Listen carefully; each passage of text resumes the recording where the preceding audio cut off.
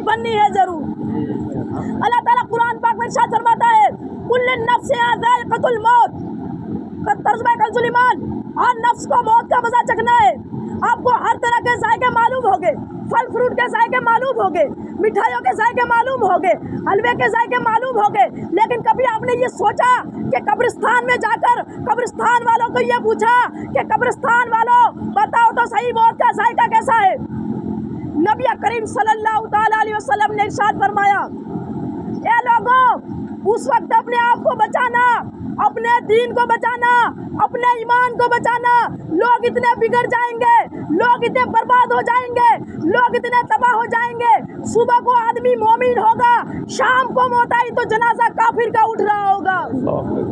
नबी करीम सल्लल्लाहु ताला अलैहि वसल्लम ने फरमाया, ए लोगों, उस वक्त अपने दिन को संभाल कर रखना, अपने आप को संभाल कर रखना, कुरान करीम के साथ जोड़ देना, ईमान और इस्लाम के साथ वाबस्ता कर देना।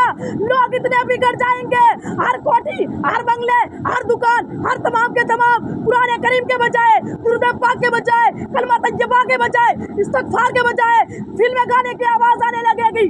नबी करीम सल्लल्लाहु ताला अलैहि वसल्लम ने फरमाया, लोगों, उस वक्त अपनी जिंदगी का खास ख्याल करना। लोग इतने बर्बाद हो जाएंगे, जनाजा कोठी से निकलेगा, जनाजा बंगले से निकलेगा, जनाजा शाही मंजिल से निकलेगा, जनाजा बहुत बड़े डेरे से निकलेगा। हाल ये होगा कि मरने वाले के पल्ले ईमान की रस्सी नहीं। मिशकात शरीफ में हदीस पाक मौजूद है, नबी करीम सल्लल्लाहु ताला अलैहि वसल्लम ने फरमाया, है लोगों, मौत के वक्त की प्यास का इंतजाम करो।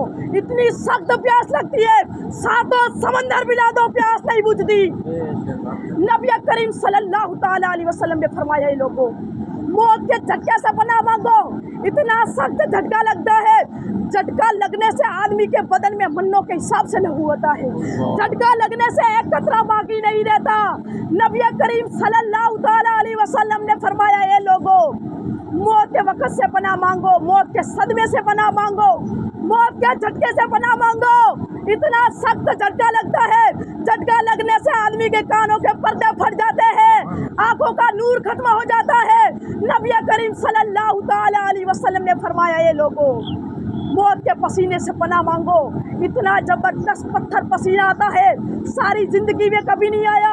मौत के घबराहट से पनाह मांगो, इतनी सख्त घबराहट होती है, सारी जिंदगी में कभी नहीं आई।